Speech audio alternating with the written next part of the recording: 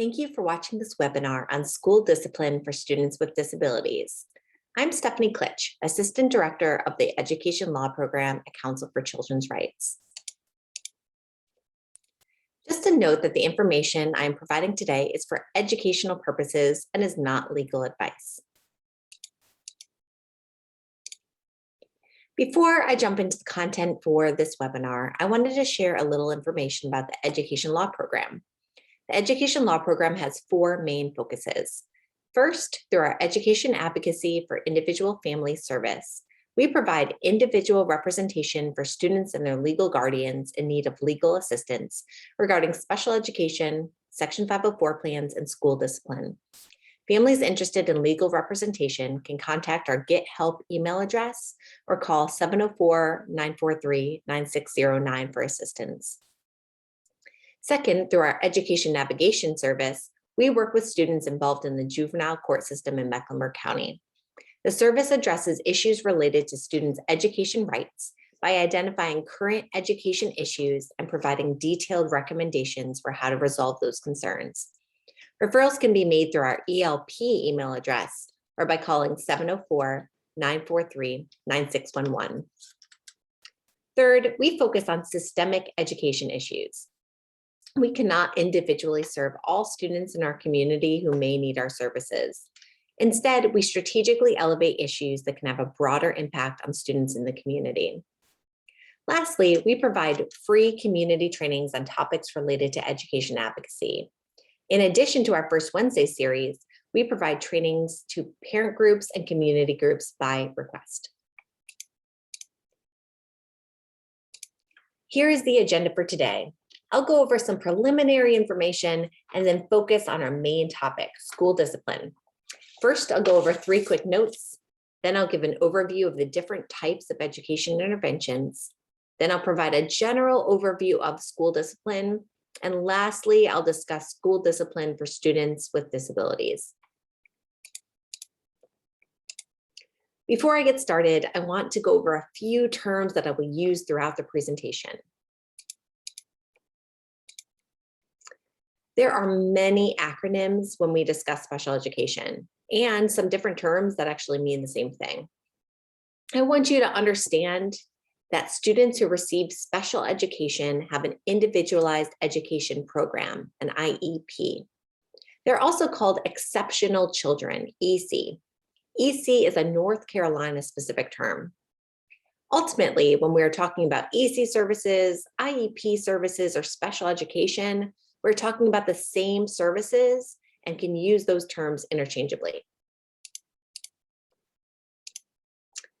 The Special Education Decision Maker, or SEDM, is a term you will hear me use throughout this presentation. I'm going to use it instead of the term parent when discussing special education services, and let me explain why.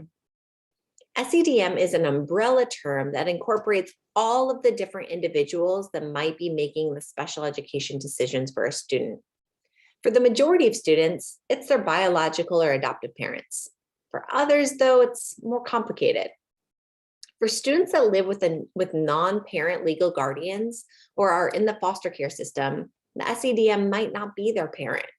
Other options include non-therapeutic foster parents, former guardians, kinship placements, local educational agency, LEA, assigned surrogate parents, or court-appointed special education decision makers. SEDM is the person legally acting as the student's parent for purposes of special education decisions. This is the individual who requests an EC evaluation, consents to EC services, and has the right to pursue dispute resolution strategies. So while for most students, their SEDM will be their parent, I'm going to use the term SEDM to be inclusive of all possible individuals who might be making special education decisions on behalf of students. This term does not apply when we are discussing Section 504 plans. When referring to Section 504, I will use the term parent/legal guardian. Some families choose to send their students to charter schools instead of a typical public school district. Charter schools are public schools authorized by the State Board of Education and operated by independent nonprofit boards of directors. Everything that I will discuss in this training applies to charter schools as well as traditional public school districts. Charter schools must follow special education law, Section 504 law, and North Carolina law on school discipline.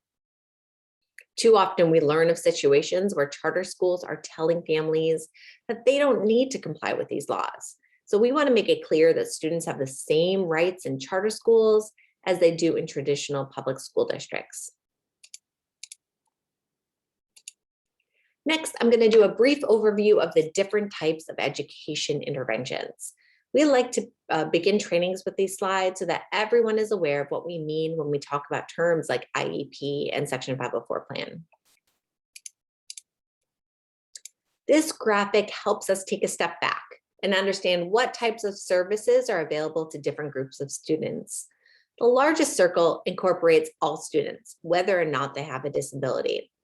Any student who is struggling academically or behaviorally in school can receive extra assistance. In North Carolina, this is through something called Multi-Tiered System of Support, MTSS. You do not need to have a disability in order to receive support through MTSS. In order to fall into either of the two smaller circles, a student must have a qualifying disability. The bigger of the two circles is Section 504. As we will learn, more students with disabilities fall under Section 504 than under special education. Special education is the smallest circle because it has the most stringent eligibility requirements. As I mentioned, MTSS is available to any student, whether or not they have a disability. It is intended to provide extra support and interventions to students with additional needs. MTSS involves different tiers of support. All students are considered on Tier 1 and have access to high quality instruction. At Tier 2, students with identified academic or behavioral needs receive some small group intervention. Tier 3 is the highest tier of MTSS. At this tier, students receive more intensive individualized supports. A key component of MTSS is universal screening. This is intended to identify students who need supplemental support. By the time students get to Tier 3, they should be receiving evidence-based interventions to respond to their specific needs. Progress monitoring is a part of MTSS as well. This means that there are specific goals that the interventions are intended to address, and data is regularly collected to determine whether students are making progress towards those goals. Families need to be aware when their student is on a Tier 2 or Tier 3 plan and actively participate in the process. There are generally meetings to review the student's progress, and the family should attend and ask to get regular updates based on the progress monitoring. The MTSS team can make a referral to special education if they believe that the student may qualify for an IEP. This referral can happen concurrent with MTSS interventions and need not wait until those interventions have been exhausted. Let's talk briefly now about who qualifies for special education services, which was the smallest circle in that first graphic. For a student to receive special education services, the student must meet all of the following criteria. First, be between the ages of 3 and 21. Meet the criteria for at least one of 14 disability eligibility categories. In North Carolina, each eligibility category has specific requirements that must be shown for the student to fall under that category. For instance, a diagnosis of autism by itself does not necessarily mean that a student will automatically be eligible under the autism eligibility category. And lastly, they need to have a disability that adversely affects their educational performance and requires specially designed instruction. I want to point out that educational performance is broader than academic performance. A student can be advancing from grade to grade and have passing scores in their classes and still be eligible. Educational performance also includes things like their social interactions and behavioral needs. Here is a list of all 14 disability eligibility categories in North Carolina.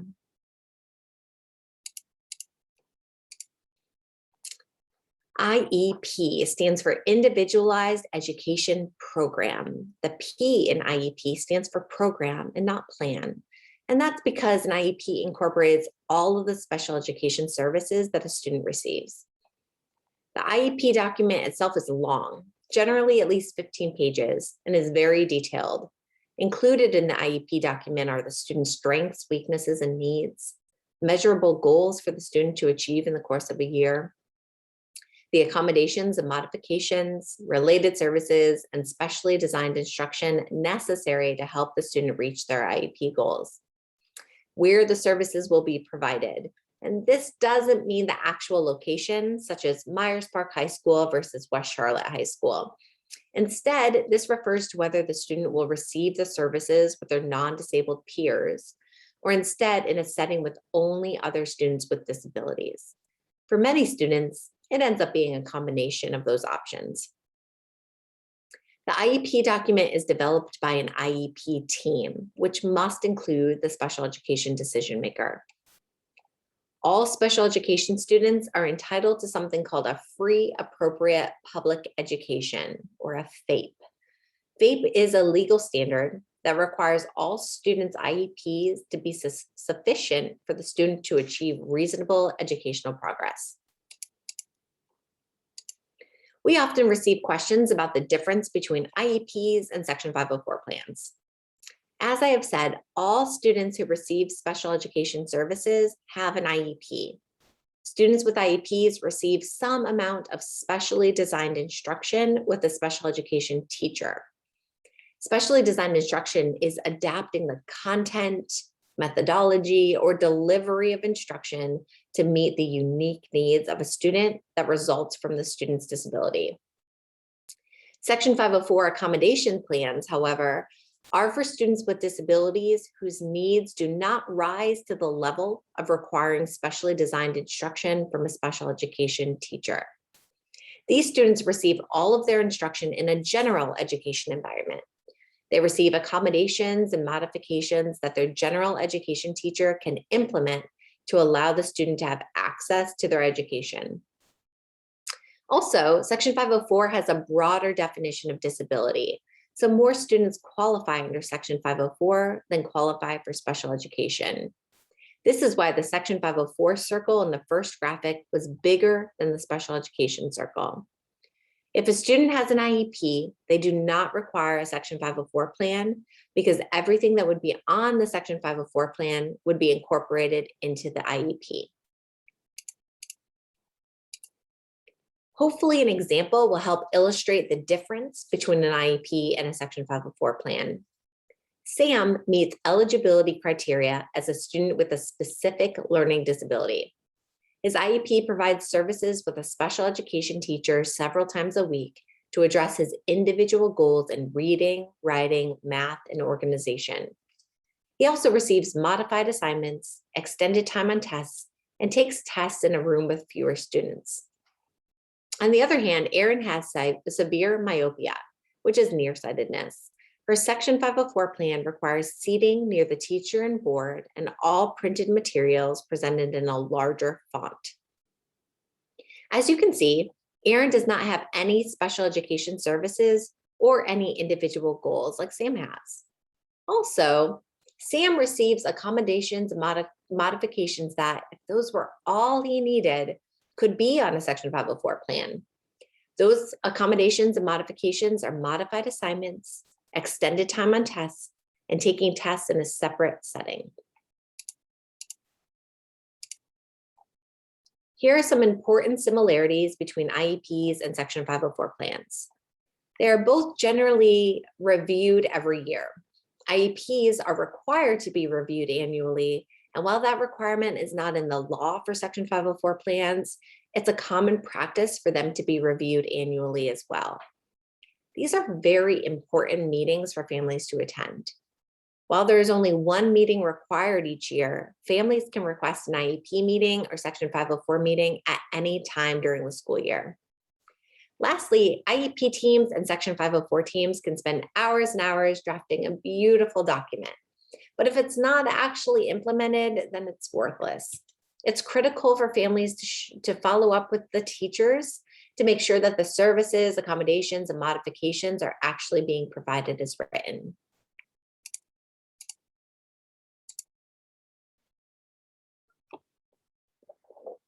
Now let's transition to our topic for today, school discipline. I'll begin by focusing on rights related to school discipline for any student, and then discuss in detail rights for students with disabilities facing school discipline. When most people hear the term school discipline, they think of suspensions. I'm going to define different types of suspensions in a few slides, but suspensions refers to situations when students are removed from their typical school environment. Another term used for this type of disciplinary consequence is exclusionary discipline. This broad term refers to any type of school disciplinary action that removes or excludes a student from their usual educational setting. I want to frame this conversation today by reviewing some of the impacts of these exclusionary discipline practices. First, suspensions don't work for schools, teachers, or students. If the goal with the suspension is that it improves a student's behavior and also improves the environment of the school, the evidence does not support these outcomes. Second, suspensions are associated with negative student outcomes, such as lower academic performance, higher rates of dropout, and future disciplinary exclusion. Third, suspensions have a disproportionate impact on students with disability and students of color.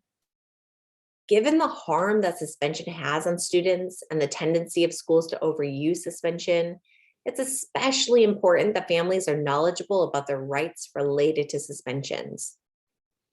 The harms from suspensions are recognized by North Carolina school discipline law, stating that, quote, removal of students from school can exacerbate behavioral problems, diminish academic achievement, and hasten school dropout. While the evidence does not support suspensions, it does support alternatives to suspensions.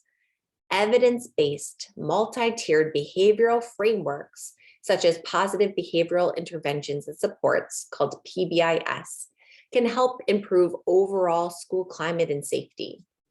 Interventions, school-wide and individual, that use proactive, preventative approaches address the underlying cause or the purpose of the behavior, reinforce positive behaviors, and have been associated with increases in academic engagement, academic achievement, and reductions in suspensions and school dropouts.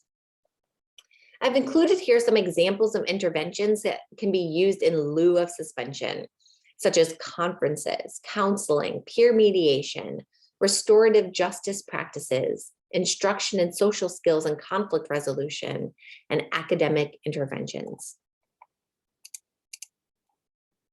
To highlight this point, I have included here options listed in the Charlotte-Mecklenburg Schools' CMS Code of Student Conduct for their lowest level of disciplinary responses.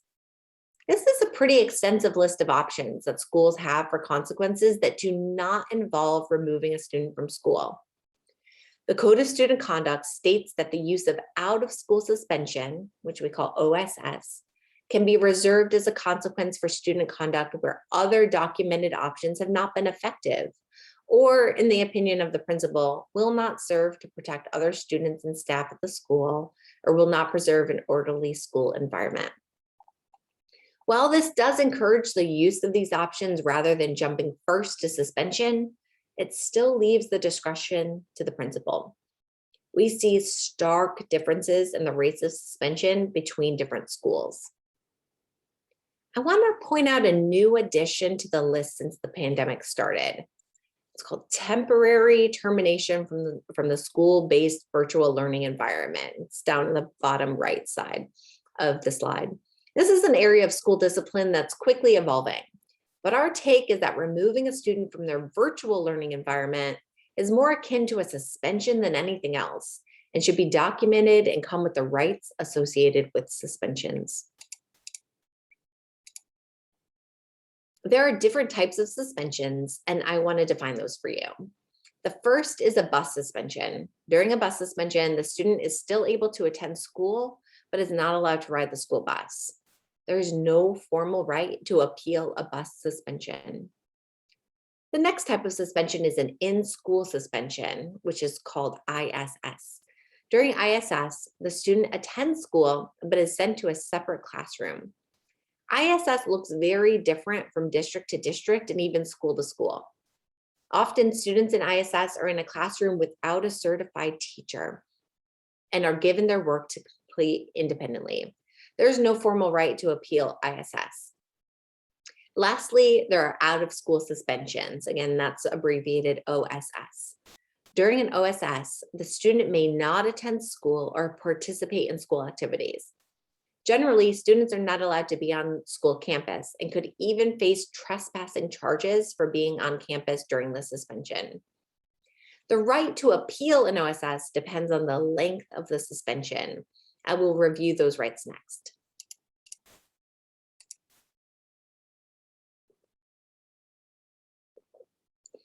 The definition of a short-term suspension in North Carolina is the exclusion of a student from school attendance for disciplinary purposes for up to 10 school days from the school to which the student was assigned at the time of the disciplinary action. North Carolina law does not provide a formal appeal right for short-term suspensions, but school districts can add an appeal process. CMS recently added one for suspensions between 3 to 10 days, which I'll discuss a bit later. Before the suspension is imposed, students are to be provided the opportunity for an informal hearing with the principal. The student should be given notice of the reason for the suspension, either orally or in writing. The student has the right to give their side of the story. This informal hearing does not need to happen before the suspension is imposed if the school determines that the presence of the student creates a direct and immediate threat to the safety of other students or staff, or the presence of the student substantially disrupts or interferes with the education of other students or the maintenance of discipline at the school. Notice shall be given to the student's parent, including the reason for the suspension and a description of the alleged conduct by the end of the workday during which the suspension is imposed. It can be provided by any method reasonably designed to give actual notice, such as phone, email, or letter. If English is the second language of the parent, the school must provide the notice in English and the parent's primary language when the appropriate foreign language resources are readily available. A student subject to a short-term suspension shall be provided the following: the opportunity to take textbooks home for the duration of the suspension. Upon request, the right to receive all missed assignments and the materials distributed to students in connection with the assignment. The opportunity to take any quarterly, semester, or grading period examinations missed during the suspension period. These rights are not automatically provided. The parent or legal guardian must proactively request these items. The definition of a long-term suspension in North Carolina is the exclusion for more than 10 school days of a student from school attendance for disciplinary purposes from the school to which the student was assigned at the time of the disciplinary action. There are limits to how long a long-term suspension may last. If the offense occurs before the final quarter of the school year, the exclusion cannot be longer than the remainder of that current school year. So for instance, if the offense happens during second quarter, the suspension cannot last past that current school year. If the offense happens during the final quarter of the school year, the exclusion may last through the first semester of the next school year. An exception to these time limits exists if a student brings or possesses a firearm or destructive device to school. In those circumstances, the principal must recommend a 365-day suspension. The superintendent may reduce the length of the suspension for an individual student on a case-by-case basis. Due to the extensive nature of a long-term suspension, they come with greater due process rights for the student. Before assigning a long-term suspension, the student must be provided an opportunity for a formal disciplinary due process hearing. When recommended for a long-term suspension, the parent shall receive written notice that includes a description of the incident, the specific provisions of the Code of Student Conduct the student violated, the process for the parent to request the disciplinary due process hearing, details about the process for the hearing, notice that the student may retain an attorney to represent the student, whether the student may have an advocate to assist the student, notice that the parent has the right to review and obtain copies of the student's records before the hearing, and reference to the local board policy on the expungement of discipline records. As with short-term suspensions, if English is the second language of the parent, the school must provide the notice in English and the parent's primary language when the appropriate foreign language resources are readily available. Additionally, the notice must include, at a minimum, certain information translated into the dominant non-English language used by residents in the area, including that the document is a long-term suspension notice, the process by which parents may request a hearing, and the identity of a school employee that the parent may call to obtain assistance in understanding the English language information included in the document. The formal hearing may be conducted by the local Board of Education, the superintendent, or by a person or group of persons appointed by the local Board of Education to serve as a hearing officer or hearing panel. Following the hearing, the superintendent or local board shall make a final decision regarding the suspension.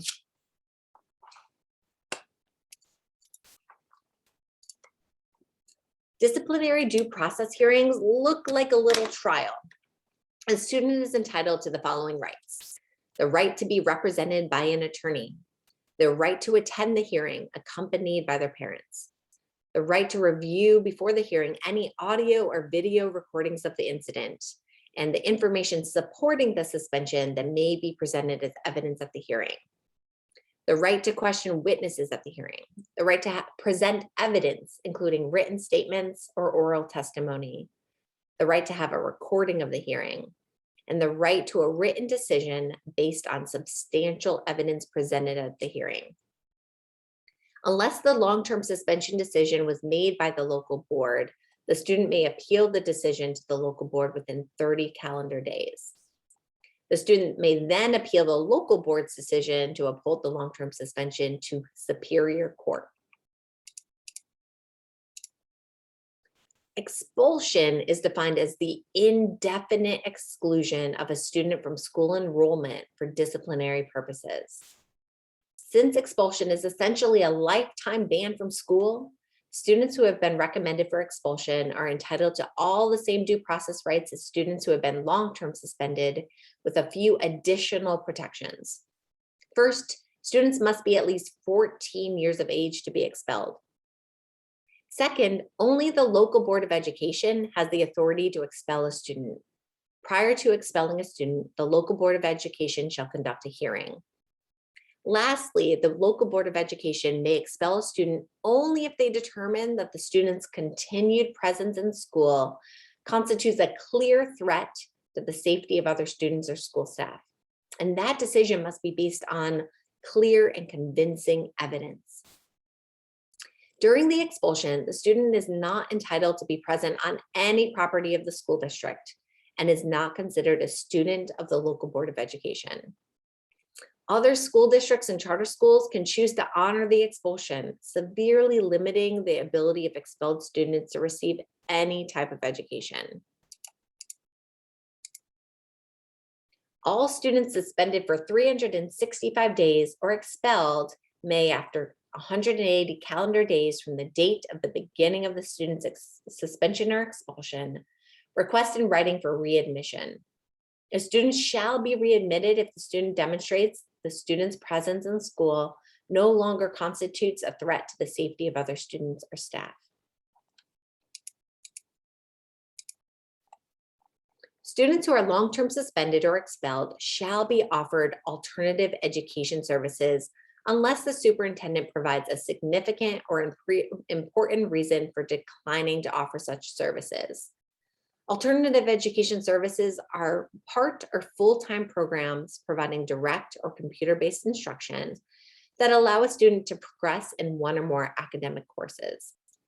State law includes some examples of significant or important reasons that a district may decline to offer alternative education services, such as the student exhibits violent behavior, the student poses a threat to staff or other students, the student substantially disrupts the learning process, the services are not available due to limited resources.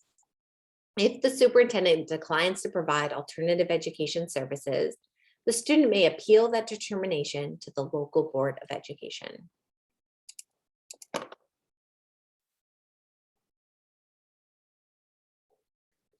Well, I've spent quite a bit of time reviewing long-term suspensions and expulsions. They have become much rarer in North Carolina after the law began allowing something called a disciplinary reassignment about a decade ago. A disciplinary reassignment is when a student is transferred to an alternative learning program or school. A disciplinary reassignment is not considered a long-term suspension, requiring the due process procedures provided to long-term suspended students. Since schools generally do not provide the opportunity for a disciplinary due process hearing when reassigning students, this has become an increasing practice among districts. This is a harmful practice for students because they have no right to meaningfully challenge the consequence. A student can appeal the decision to the local Board of Education, though. While the alternative school must meet academic requirements of the standard course of study and provide the student with the opportunity to make timely progress toward graduation and grade promotion, they tend to provide inferior academic offerings and no extracurricular activities. Students can end up being reassigned for indefinite periods of time. I'm going to discuss a few CMS-specific practices since they are the local school district.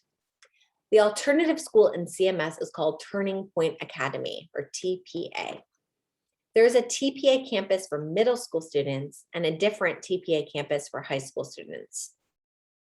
Students are generally assigned to TPA for disciplinary reassignments, and also when a student is transitioning into CMS from another alternative placement.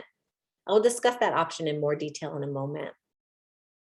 45 days is the minimum assignment for students. Course offerings and programs are not nearly as inclusive as those in students' home schools. Enrollment at TPA, once reassigned, there can be challenging for families. TPA requires an in-person orientation for the student and parent and will not let a student begin there until the orientation is complete. Transportation to the school is provided, but takes at least a week to set up, which can be a barrier for student attendance. And there is a strict uniform for TPA students.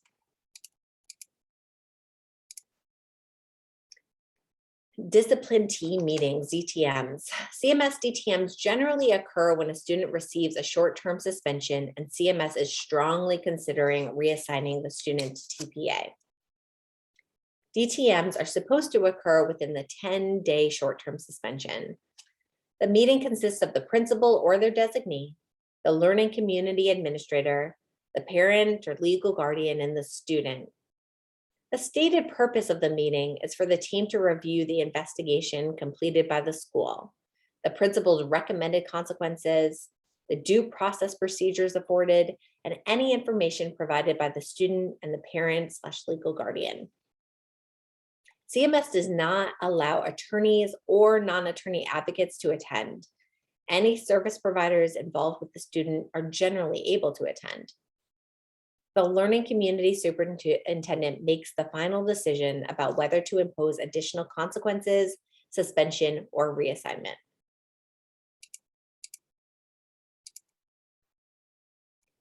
Students transitioning into CMS who have not been in a traditional school setting for more than 30 calendar days or have been in an alternative setting are referred for a triage interview process. The process includes a face-to-face interview with the student and the parent or legal guardian where information is collected about the student. CMS considers the following to be alternative settings: detention or jail, another alternative learning program or school, and group homes. In addition to alternative settings, students who are charged with an offense that would be considered a felony if the student was an adult are put through the triage process. In CMS, those students are often assigned to TPA and may remain there even if the charges are dropped. The student or parent or legal guardian may provide a letter of support from an advocate, previous placement, or community support person. The Code of Student Conduct states that there is no right for representative counsel to attend the meeting. It's unclear whether a non-attorney advocate may attend.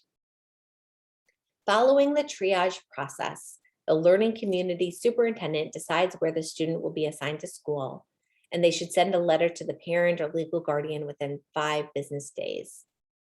School assignment decisions made through this triage process are able to be appealed to the Board of Education. If your student is suspended, here are some tips I recommend. Request any school records related to the disciplinary incident. Often there may be multiple documents associated with it, including the written referral, which would have details about the conduct that caused the suspension. The suspension notice, which would include the length of the suspension. There may also be witness statements, especially if it's a more serious incident. Once you have the suspension paperwork, review the Code of Student Conduct. Review the suspension paperwork to see what rule it states that the student violated, and then read that rule in the Code of Student Conduct to see if it fits within that description. Also, review the disciplinary responses and verify that the consequence given is allowed under the Code of Student Conduct. Review the procedures in the Code of Student Conduct related to the suspension. Districts are allowed to create their own practices that may be more beneficial to students than North Carolina law provides. For instance, CMS includes these provisions. For students in pre-K, kindergarten, first or second grade, suspensions must first be reviewed and approved by the superintendent or his designee prior to being enforced against the student. For short-term suspensions of 3 to 10 days in CMS, there is an appeal process. If the suspension was made by the assistant principal or dean of students, the parent may submit an appeal in writing to the principal within 3 days of the suspension. When the short-term suspension was instead initially imposed by the principal, the appeal is made to the community superintendent. In the appeal, you must include the reason you believe the disciplinary action is not appropriate for the student. There's a form included in the Code of Student Conduct that can be used for these appeals. Lastly, for CMS students who are suspended, they may be given the option to attend a short-term suspension center. At those centers, they can complete school assignments and receive credit for attending school. It's important to note, however, that transportation is not provided. My next tip is that it's important to request the students' textbooks, missed assignments, materials for the assignments, and the chance to make up missed exams. Lastly, I generally recommend taking advantage of any appeal process that may be afforded to the student. If the student is facing a long-term suspension or expulsion, it likely makes sense to seek at least a consultation with a lawyer familiar with school discipline law for some legal advice. I wanted to briefly mention a common problematic practice that does not fall into any of the disciplinary practices I've mentioned thus far. This is the practice of schools contacting parents to pick their student up early from school without calling it a suspension. This is not allowed, but is extremely common. Absent formal suspension, the school may not ask for the student to be picked up early for behavioral reasons. The school staff may think that they're doing this to be helpful, allowing the student to go home without actually suspending them. Families often think they're doing the right thing by picking up the student. In actuality, however, this circumvents the rights afforded to a student when the student is suspended. If it happens frequently, it's also a disciplinary practice that is keeping the student from being in school without clear documentation of the practice. If the school contacts you to pick up your student early, I suggest that you ask if the student is suspended. If the student is suspended, ask to receive a copy of the suspension paperwork.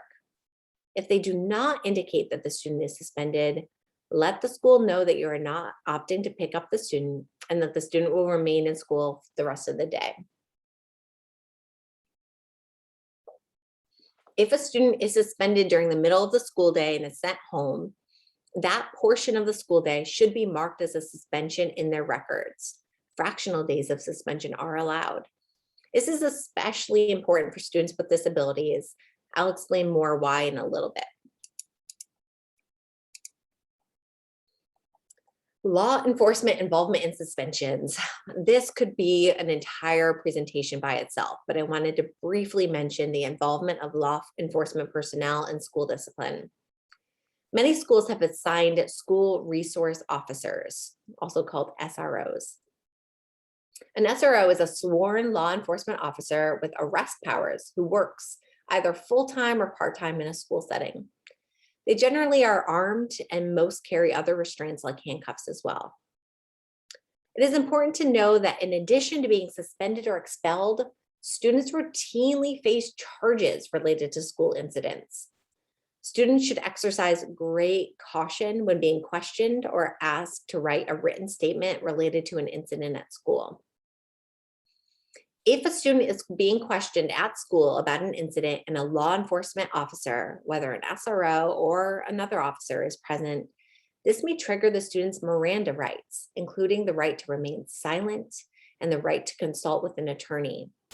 Importantly, juveniles have the right to have a parent, guardian, or custodian present if they are being questioned. These same rights generally don't exist if the student is only being questioned by school officials without law enforcement present. These are very fact-specific situations, but the bottom line advice that we hear from our children's defense team colleagues is that students should avoid making statements, either orally or in writing, about an incident if there's a chance that they may receive charges from it. If they are being questioned with law enforcement present, students should state that they will not answer any questions without their parent or legal guardian present.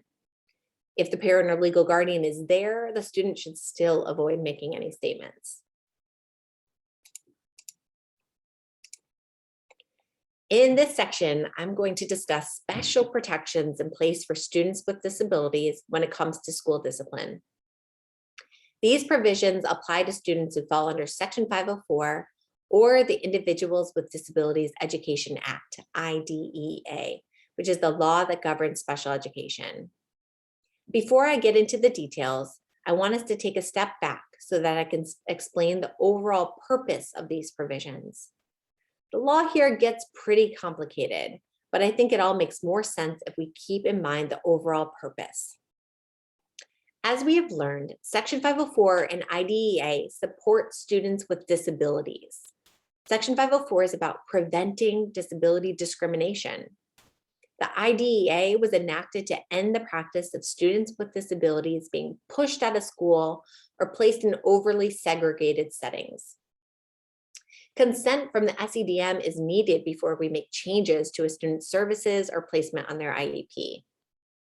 School discipline, on the other hand, involves consequences for students, including removing privileges and even excluding them from the school environment.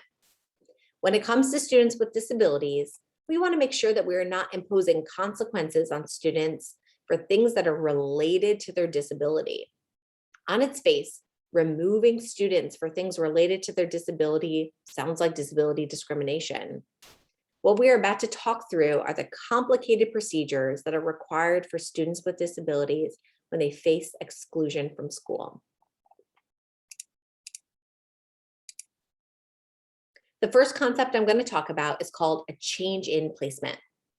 The services that a student receives through their IEP or Section 504 plan are considered their placement. As we have learned through this training, placement decisions are supposed to be made by the IEP or Section 504 team. When a student receives an out-of-school suspension, they're not receiving their Section 504 or IEP services. The law says that at some point, those suspensions are actually causing a change in placement. When there is a disciplinary change in placement, a specific type of meeting happens called a manifestation determination review, or MDR. The MDR focuses on whether the behavior leading to the suspension is related to the student's disability. The law considers exclusion from school for more than 10 days in one school year to be a change in placement. If a student is suspended for 10 days or less in one school year, the law does not consider it a change in placement, and the student can be disciplined like any other student. So part of the law requires some math. Let's work through an example. Jay is a student with a Section 504 plan. He was given an out-of-school suspension for 3 days in September. Is an MDR needed? No. Jay is then suspended out of school for another 5 days in October. Is an MDR needed? Well, 3 plus 5 is 8, so no. Jay is then suspended out of school for 2 days in November. Is an MDR needed?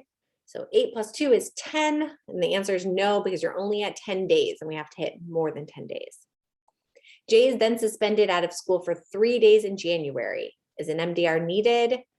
Yes, we are at 13 days of suspension, I believe, yes. Jay is then suspended out of school for 1 day in March. Is an MDR needed? Yes, 1 is needed for each suspension until the end of the current school year.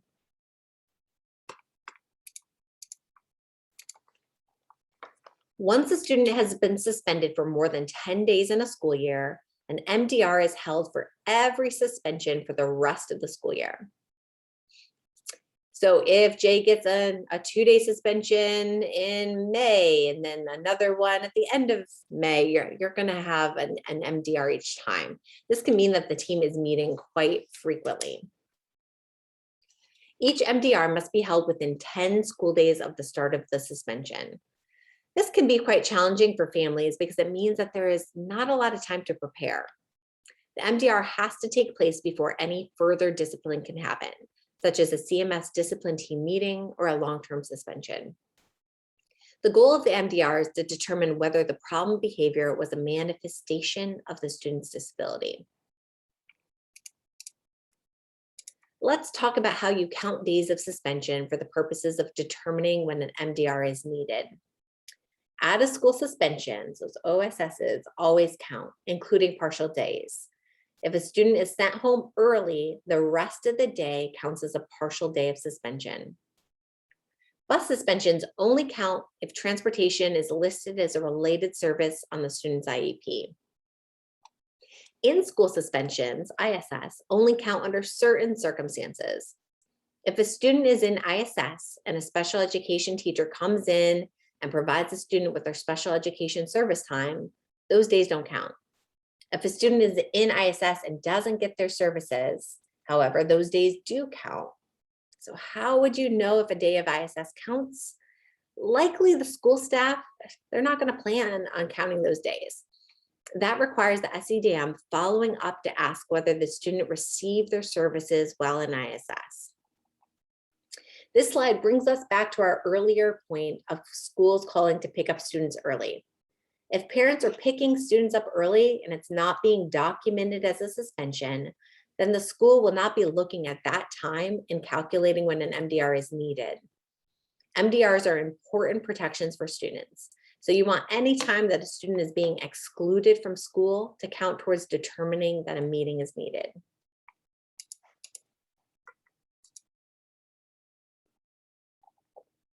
During a manifestation determination review meeting, the IEP or Section 504 team must consider 3 questions. These are designed to determine whether the student may be suspended. The student may not be suspended when the team decides that the misconduct was a manifestation of the disability. So the first one is, was the conduct in question caused by the student's disability? The second is, did the conduct have a direct or substantial relationship to the student's disability? And third, was the conduct the direct result of the school district's failure to implement the IEP? If the answer to all 3 of these questions is no, the conduct is not considered a manifestation and the student can be disciplined like any other student.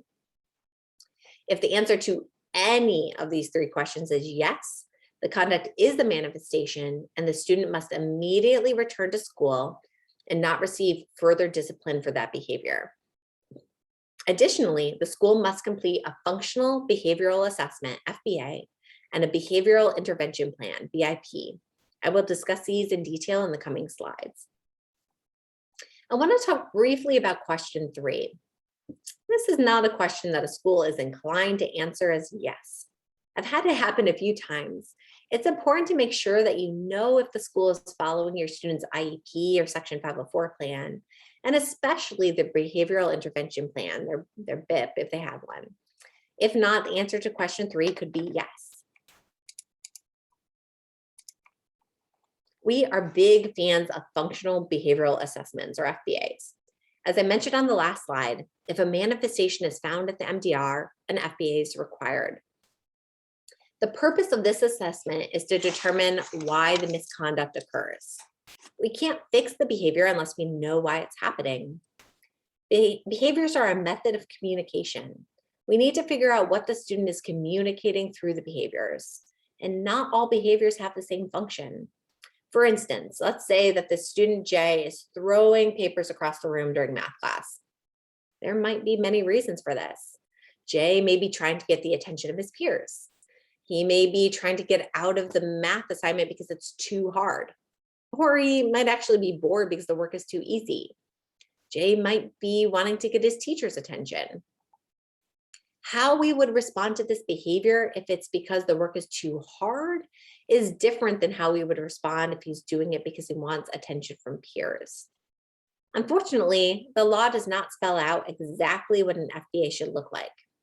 But here are some best practices for an FBA. The first step is identifying specifically what the problem behavior is. Second, there are observations done to collect data about the behavior. Ideally, these are conducted by people who do not work with the student every day. There are interviews of the student, family, and school staff. The evaluator and team determines the antecedents and consequences surrounding the behavior. Antecedents are what occurs right before the behavior. For example, an antecedent for J may be that he is given an independent math assignment. Consequences are what happens right after the behavior. For example, a consequence for J may be that his peers throw the paper back at him and laugh. Then finally, the function of the behavior is hypothesized. The great thing about FBAs is they don't require an MDR in order to receive one. An SEDM or parent or legal guardian can and should request an FBA if there are problematic behaviors happening with the student. The FBA is then used to create or revise the student's behavioral intervention plan, called the BIP.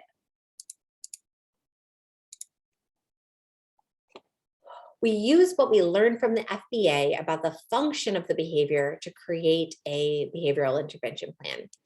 What the team wants to do is carefully craft interventions that address the function of the behavior so that we reduce the likelihood of the behavior in the future. This can be through a variety of means: altering the environment, minimizing triggers, giving the student alternative strategies, identifying meaningful incentives or rewards, or changing the response of adults.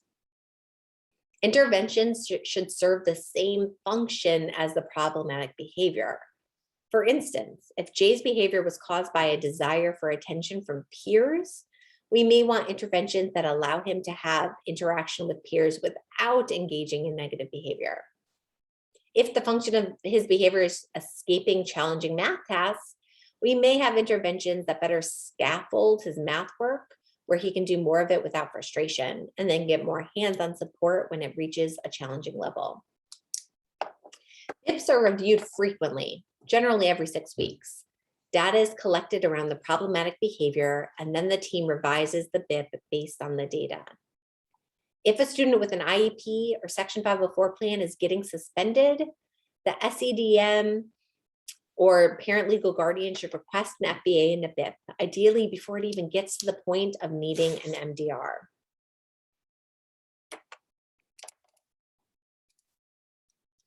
I've included some ideas of some interventions that may be on a BIP. So inform a student one-on-one about the expectations of an activity at the beginning of the activity. Use a calm tone when an issue arises and avoid engaging in verbal debates with the student. direct instruction in social skills, providing the student with a choice of activity, use first then language when presenting tasks, allow a student to use a pass to come to a trusted staff member when upset. The possibilities are really endless and should be individualized to the student and the function of their behavior. I want you to notice something important about these interventions. They are focused on what the school is supposed to do differently, not the student. The idea is to have the school staff modify the environment for the student to enable the student to reduce the behavior.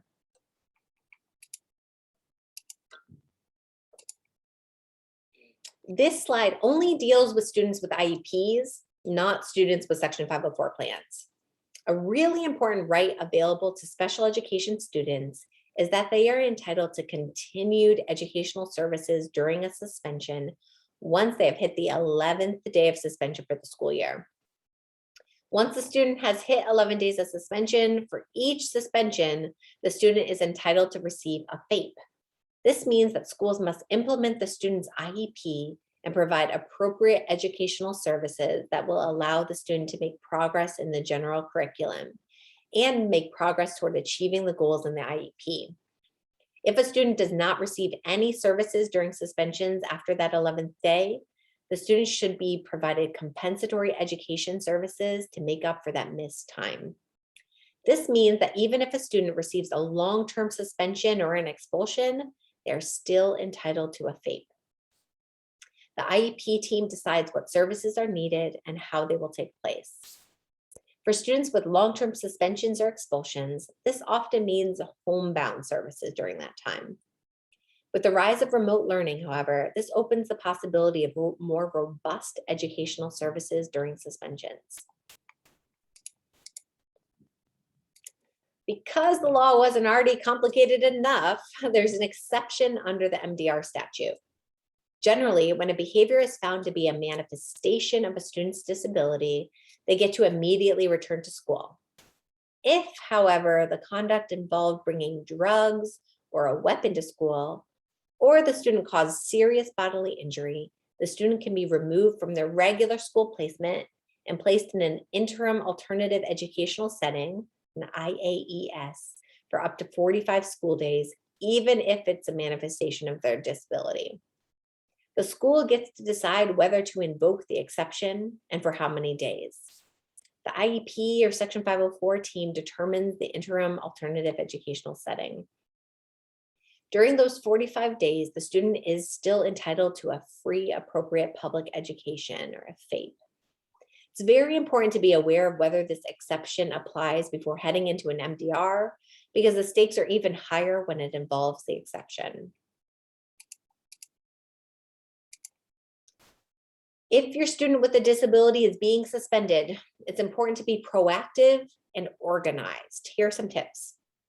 Request copies of all disciplinary paperwork. I talked about this as a tip for all students when they're suspended, but this is especially important for students with disabilities. Keep careful track of suspension days throughout the current school year to make sure that MDRs are happening as they should. It may make sense to keep a separate list somewhere where you can easily see it, on the fridge, in your calendar, or on a note in your phone.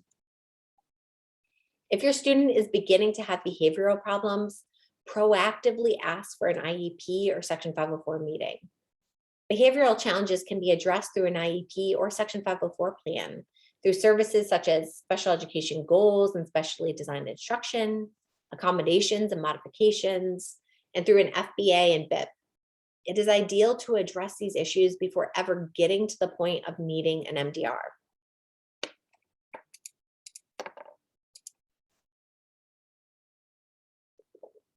If an MDR is required, it's extremely important to diligently prepare. These meetings are challenging. It's an emergency meeting scheduled after a student has gotten suspended. Tensions are high, and the questions about whether the conduct is caused by or directly and substantially related to the student's disability are very challenging. Here are some tips to prepare for the MDR. It is important to have the right people in the room, or at least their input.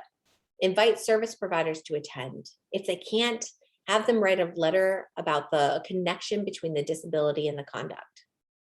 Review the student's disciplinary history and records, including assessments done by the school, as well as by outside providers.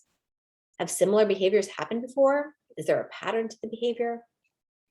Does the student's IEP mention this behavior in a present level or a goal? Is it included on their behavioral intervention plan? Bring information about the student's disability. Not all of the IEP or Section 504 team members may fully understand it. It would be helpful to have information about what the medical profession recognizes are symptoms of the disability. If it is a mental health diagnosis, there's helpful information in the Diagnostic and Statistical Manual of Mental Disorders. The current version is known as the DSM-5. It may be helpful to reach out to the student's providers to obtain information you can bring about the disability. Carefully review the blank template MDR form included in your handouts. I'm going to show some screenshots of it in a few moments. When preparing, try to fill out the blank form to help you think through your ideal responses to the questions. Consider not having the student attend this meeting. IEP and Section 504 meetings are sometimes framed negatively about a student, and these meetings are arguably the worst in that regard. In order to show that it is a manifestation, you're generally having to talk about all the things the student does poorly and how it's connected to their disability. This is rough stuff to hear for a student. Also, no one is allowed to dispute the school's version of the events in this meeting. Speaking of the actual disciplinary conduct. We have to take them as true for the purpose of the MDR, which can be incredibly frustrating to a student if they feel the school has it wrong or they didn't do the behavior. Another thing I sometimes see when the student is in the room is that the school staff will use it as an opportunity to direct questions at the student about how they can do things differently or just blame the student. It's awful for the student and unproductive. School team members may not fully understand the MDR process.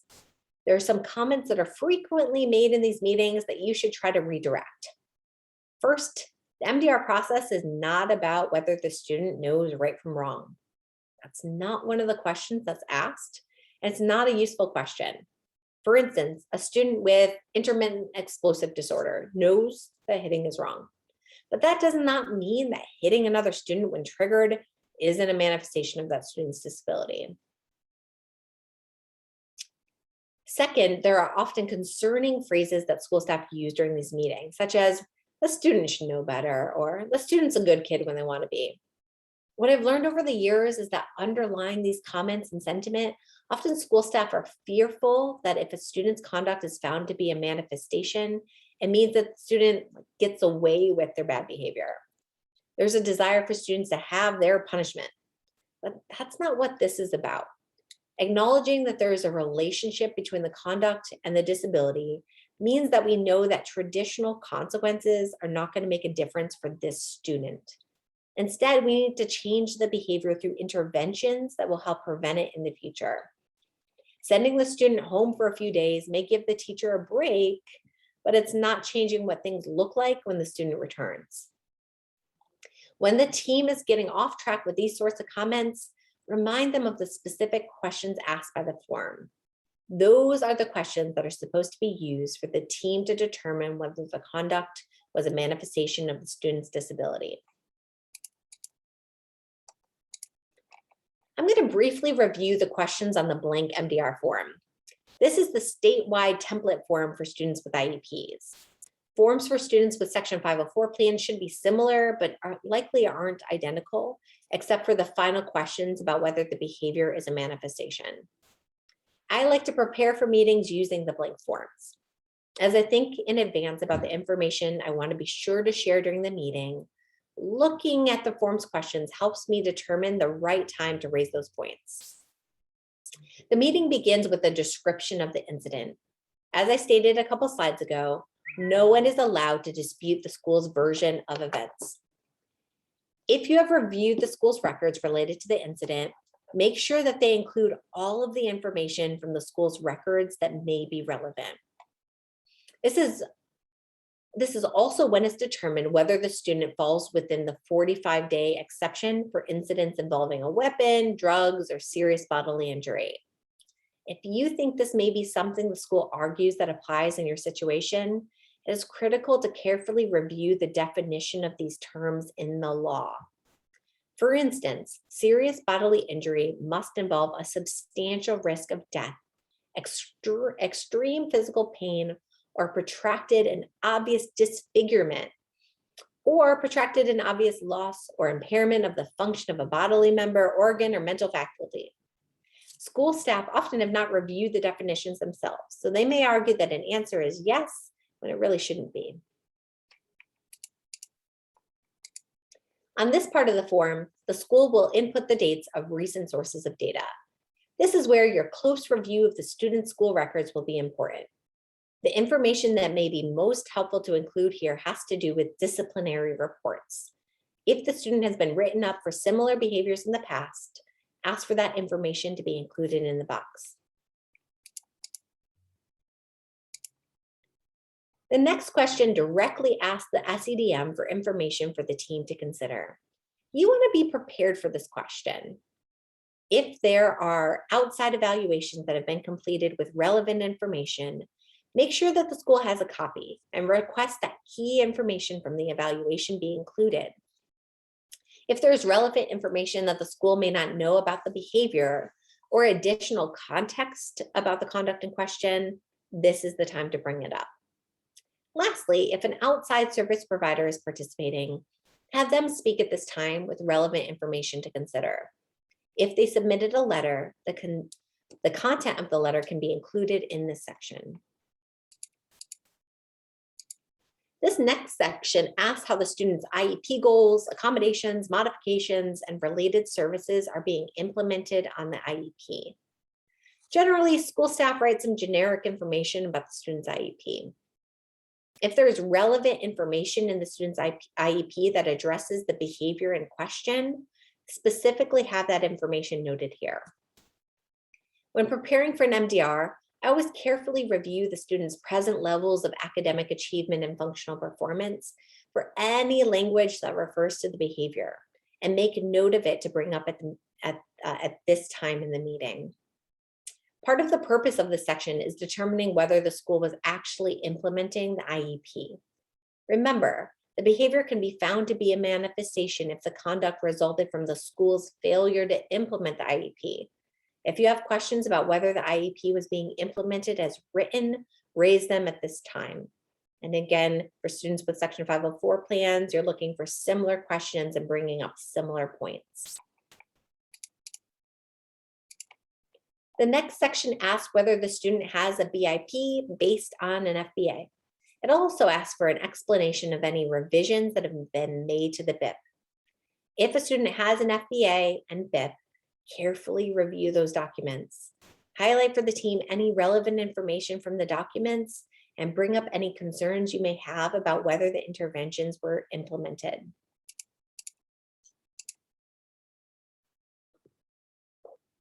These two questions are extremely important, so you will want to have thought about them in advance. First, did the behavior pattern change over time, including in frequency, duration, and/or intensity? Second, has the behavior or similar behaviors associated with the disability been exhibited this school year? In these questions, school staff sometimes frame the behavior very narrowly in order to state that there are no similar past behaviors. It may be helpful for you to think in advance about what you believe the function of the student's behavior is.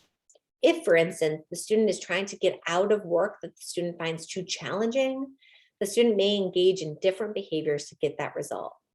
There is a relationship between those behaviors, even if the conduct is not exactly the same.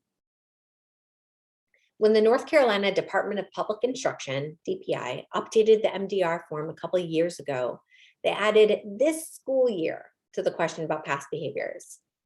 If there is similar behavior, but it happened in previous school years, I would suggest still bringing it up and asking them to document it. The law requires that the team review all relevant information in the student's record, so it cannot be arbitrarily limited to the current school year.